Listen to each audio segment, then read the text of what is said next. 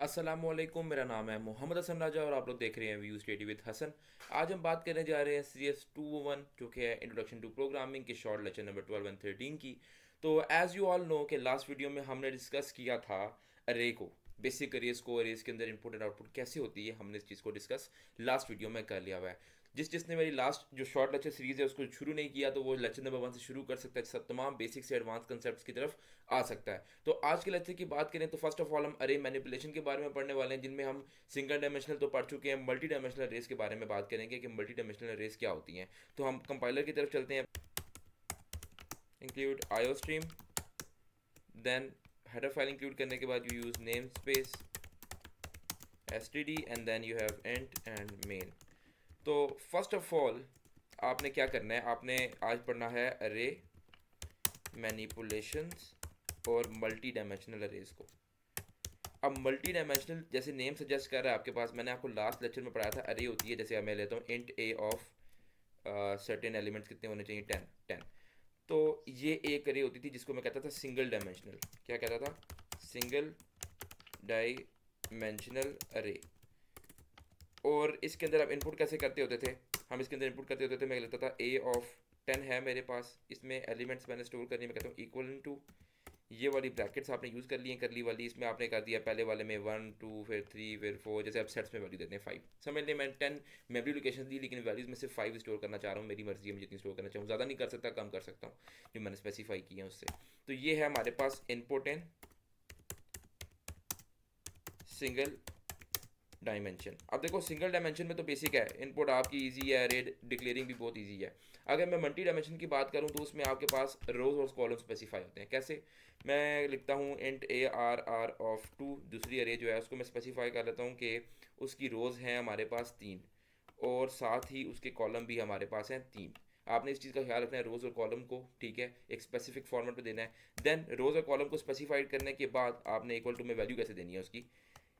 आपको याद हो कि आप डोमेन एंड रेंज बनाते थे, तो पहला और दूसरा value, first one for row and second one for column, फिर कोमा लगा देंगे, फिर यहाँ पर first one for second row and second one for second column, so on. इस तरह से आप उसको स्पेसिफाई कर सकते हैं। मैंने एक रो एक कॉलम की वैल्यू उसको दे दी है। अब मैं इसको क्या करता हूँ, क्लोज कर देता हूँ। अब ये मेरे पास क्या है, मल्टी डायमेंशनल अरे, ठीक है। अच्छा, अब आपने इसमें दो तीन चीज़ें और याद रखनी हैं। अब ये तो थी बेसिक इनपुट जिसमें मैं बेसिक से इनपुट कर रहा हूँ।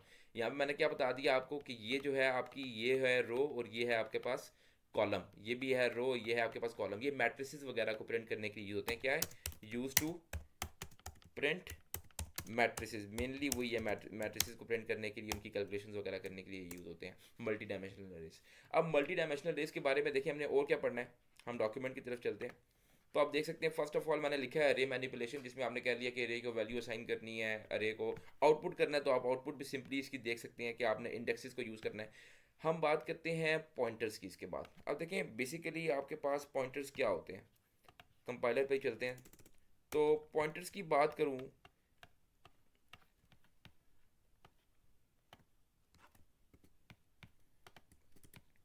अच्छा तो लेट्स टॉक अबाउट पॉइंटर्स। तो पॉइंटर्स की बात करूं तो पॉइंटर्स बेसिकली, तो लेट्स टॉक अबाउट पॉइंटर्स। तो पॉइंटर्स की बात करूं तो पॉइंटर्स क्या होते हैं, pointers as the name suggest, किसी तरफ जो पॉइंट कर रहा हो हम उसको पॉइंटर कहते होते हैं, एम आई राइट। तो पॉइंटर्स जो किसी की तरफ पॉइंट कर रहे हो मीन्स के आप वैल्यू स्टोर करने के लिए तो लिखते थे value x is equals to 10, ये आपका वैल्यू x जो है वो असाइन कर रही है 10, उसको पॉइंट कर रही है। लेकिन पॉइंटर बेसिकली पॉइंट करता है टूवर्ड्स द एड्रेस, कि आपके पास ये वैल्यू कहाँ स्टोर हो रही है मेमोरी के अंदर, वो एड्रेस। तो उसके लिए आप पॉइंटर को यूज़ करते हो। होप सो आपको एड्रेस चाहिए होता है बहुत सी चीज़ों के लिए। तो आप कहते हैं यार इसको हम कैसे यूज़ करते हैं। फर्स्ट ऑफ ऑल आपको पता है मैं हर चीज़ को बहुत बेसिक से लेकर चलता हूँ। तो I would talk about declaration, कि आप डिक्लेयर कैसे करते हैं उसको, डिक्लेयर कैसे कर सकते हैं आप एक पॉइंटर को। डिक्लेयर करने के लिए आपको सिंटेक्स पता होना ज़रूरी है। आप लिखते हैं एंड, एंड के साथ में लगा देना star, and star PTR, pointer का नाम क्या रख दिया मैंने, PTR, मैंने इसको डिक्लेयर कर दिया। This is how you declare a pointer. Okay, hope so आप लोगों को डिक्लेयर कंप्लीट समझ आ गई होगी। क्या मतलब, कोई भी पॉइंटर सिर्फ PTR नाम नहीं रख सकते, आप उसका एक्स नाम भी रख सकते हैं, आप वाई भी रख सकते हैं। तो मैंने उसका PTR रखा ताकि आपको पता लग जाए कि ये पॉइंटर है।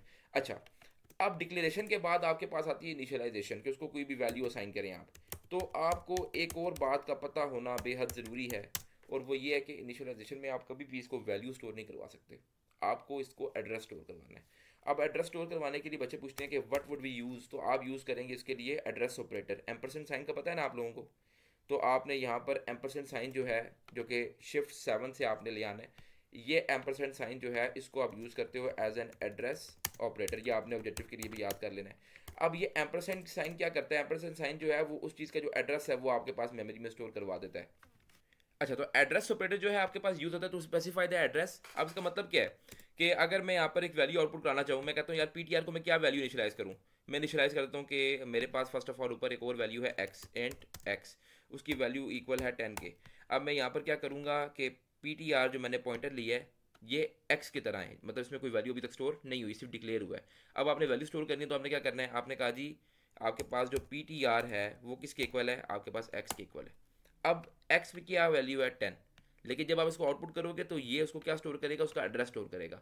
उसका एड्रेस स्टोर करवाने के लिए इसके पीछे आपने क्या लगा देना है, एम्परसेंड साइन, ये साइन, इससे वो इसका एड्रेस जो है एक्स का वो अपने अंदर स्टोर कर लेगा। अब जब आप इसको पॉइंटर को आउटपुट करेंगे,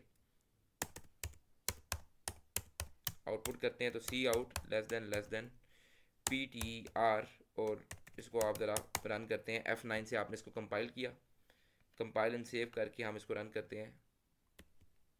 चलिए कि यहाँ पर ये आ गया DOX78 समथिंग, ये आपका वो एड्रेस है जिसमें वो x की वैल्यू जो है वो स्टोर हो गई है।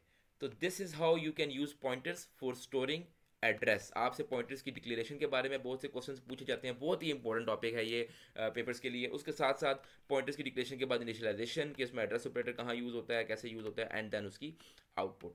अब देखें इसमें ना दो नाम यूज़ होते हैं जो बच्चों को मोस्टली आइडिया नहीं होता कि यार रेफरेंसिंग क्या होती है और डी रेफरेंसिंग क्या होती है। पहले मैंने आपको फंक्शंस में रेफरेंसिंग एंड डी रेफरेंसिंग पढ़ाई है, call by value, call by reference. अब यहाँ पर call by value, call by reference का कंटेक्स्ट देखते हैं क्या है। एक तो बात यह है कि आप पॉइंटर में कभी भी सिंपल एक्स को स्टोर नहीं कर सकते। अगर से आप सिंपली यहाँ पर एक्स लिख के इसको रन करोगे, देखिए मैं इसको कंपाइल करता हूँ तो ये एरर दे देगा। क्यों? क्योंकि पॉइंटर कभी भी वैल्यू स्टोर नहीं कर सकता, इसको एम्परसेंड साइन की जरूरत पड़ेगी जिससे वो एड्रेस स्टोर करेगा। अब आपने डाला तो ये एरर आपको नहीं देगा। एक बात तो आपने ये याद रखनी है कि पॉइंटर हमेशा एड्रेस ही स्टोर करता है। Secondly call by value, call by reference क्या है कि देखो यहाँ पर अगर मैं सिंपल यहाँ पर कह दूंगा ना सी आउट लेस देन एक्स और इस तरह आउटपुट करवा दूंगा, ये है कॉल बाय वैल्यू। क्यों? एक्स में वैल्यू 10, मैं जब इसको रन करूंगा आउटपुट आ जाएगी 10, ठीक है, ये है कॉल बाय वैल्यू। अगर कॉल बाय रेफरेंस की बात करूं तो मैंने यहाँ पर क्या दे दिया, एड्रेस ऑपरेटर, मतलब रेफरेंस की उसका एड्रेस क्या है, वैल्यू नहीं, कॉल बाय रेफरेंस। तो उसको आप कह रहे हो कॉल बाय रेफरेंस, और जो ऊपर आपने यूज किया है वो है call by value. Okay, hope so ये वाले कंसेप्ट्स आपके प्रॉपरली क्लियर हो चुके होंगे। हम चलते हैं अपने नेक्स्ट टॉपिक की तरफ। बेसिकली इससे नेक्स्ट हम डिस्कस करने वाले हैं input and output in multi dimensional arrays. अब देखिए मैं ना आपको लॉजिकल बात करवाता हूँ। इनपुट एंड आउटपुट तो मैंने बेसिक बता दिया आपको जो बेसिक लेवल की होती है। मैं आपको लॉजिक बताता हूँ जो गुड लॉजिक है। क्यों? क्योंकि आप उस तरह से यूजर से इनपुट नहीं ले सकते। देखिए आपने जब भी प्रोग्राम डिक्लेयर करना है तो आपने ये बात ख्याल अपने माइंड में रखना है कि आपने क्या करना होता है, ऐसे इनपुट नहीं लेनी, ये एक अच्छी अप्रोच नहीं है, ठीक है। कमेंट डिलीट नहीं करते, मैंने अरे डिक्लेयर कर दिया, यहाँ पर भी आपने इसकी इनपुट नहीं लेनी, आप इसको फिलहाल इरेज करते हैं। रीज़न ये है कि ये अच्छी अप्रोच नहीं है, तो ये आ गया, ये लॉन्ग रन में यूज़ नहीं हो सकती। अच्छा, अब हम बात करते हैं बेसिकली कि 2 डायमेंशनल अरे के अंदर हम कैसे इनपुट ले सकते हैं। कैसे ले सकते हैं इनपुट? मैं कहता हूँ यार हम लूप लगा सकते हैं। लूप कैसे लगाएंगे? लूप लगाया, मैंने कहा यार इंट आई जो है वो स्टार्ट कहाँ से होगा, जीरो से। जीरो से एक और टॉपिक छिड़ जाता है जिसको आप कहते हैं जी इंडेक्सेस। लास्ट वीडियो में डिस्कस किए, बट मैं दोबारा आप लोगों को थोड़ा सा आइडिया दे देता हूँ। इंडेक्सेस बेसिकली क्या होते हैं कि आपके पास जो मेमोरी वेरिएबल्स है ना आपके पास, वो स्टार्ट होते हैं जीरो से। मतलब है कि अगर मैं वैल्यू स्टोर करता हूँ 1, तो स्टोर में कहाँ पे होगी, जीरो में होगी, अरे ऑफ जीरो में। तो आपने ये बात रखना कि कंप्यूटर, मैंने अगर यहाँ पे इसको 10 डिक्लेयर करवाया है, यहाँ पे 3, इसमें वैल्यू जो मेमोरी वेरिएबल्स आएंगे वो आएंगे 0, इस 1 2 सो ऑन 3 तक नहीं जाएगा, वो सिर्फ 0 1 2, मतलब 3 स्टोर करने हैं उसने, 0 1 2 ये उसकी काउंटिंग होगी। इंडेक्सेस ये होंगे। अब आपने अगर इंडेक्स में वैल्यू स्टोर करवानी है तो आपने इन्हीं को यूज करना है। अब आप क्या माइंड में रखोगे, आप रखोगे माइंड में 1 2, आप क्या रखोगे माइंड में, आप रखोगे 1 2 और 3। इस तरह से आपका प्रोग्राम नहीं चलेगा। रीजन ये है कि 3 उसने डिक्लेयर ही नहीं किया होगा, क्योंकि वो स्टार्ट 0 से हो रहा है। तो अब यहाँ पर मैंने कहाँ से स्टार्ट किया, 0 से स्टार्ट किया, और कहाँ तक जाएगा, 2 तक। क्यों मैंने बोला 2 तक जाएगा, क्योंकि 3 जो है आपके पास, अगर आप 3 लिखना चाहते हो आप कहोगे आई इज लेस देन 3, मतलब लेस देन 3 का मतलब 2, ठीक हो गया। उसके बाद आई प्लस प्लस ये बात आपने याद रखनी है। सी प्लस प्लस में जो है और जावास्क्रिप्ट में जो भी लैंग्वेज है उसमें आपके पास जो भी आप लूप यूज़ करते हैं अरेज के अंदर, उसमें आप एक डिजिट कम रखते हैं और जीरो से स्टार्ट करते हैं, क्योंकि इंडेक्सेस उसके जीरो से स्टार्ट होते हैं। अब आपने इनपुट करनी है दो वेरिएबल के अंदर, एक यहाँ पर होगा और एक यहाँ पर होगा। पहले तो सिंपल था, आपने पिछली वीडियो देखी होगी, हमने फोर लूप लगा के सिंपल इसमें इनपुट कर दी थी। अब यहाँ पर आपने फोर लूप के अंदर एक और लूप लगाना है, एक और लूप लगा लिया है। आई को आप कह लोगे जे, बस। उसके बाद आपने क्या करना है, जे की बॉडी के अंदर आ जाना है। जे की बॉडी के अंदर आने के बाद आपने इनपुट करनी है सी इन ग्रेटर देन, किस में इनपुट करनी है, A R R of two नाम है अरे का, क्या है हमारे पास यहाँ पर आई और जो दूसरी वैल्यू होगी यहाँ पर जे, दैट्स इट। ठीक हो गया।